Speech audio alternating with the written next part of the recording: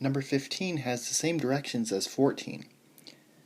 So we have 1, 2, 3, 4 landmasses.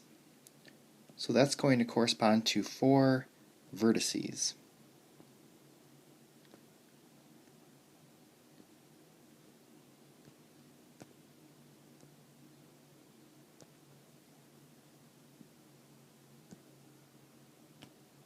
Now there are 2 bridges connecting R with A.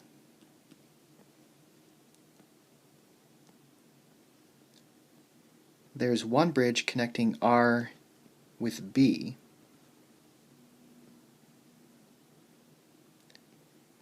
There's 2 bridges connecting A to L.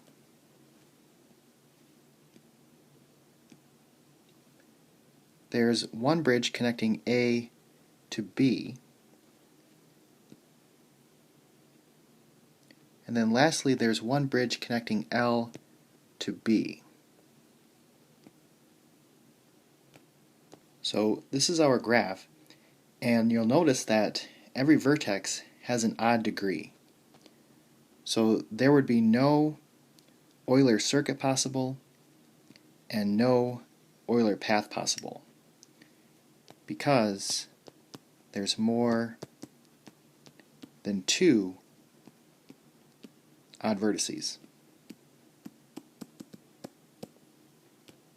Now, this problem in particular is actually a very famous problem called the Königsberg bridge problem.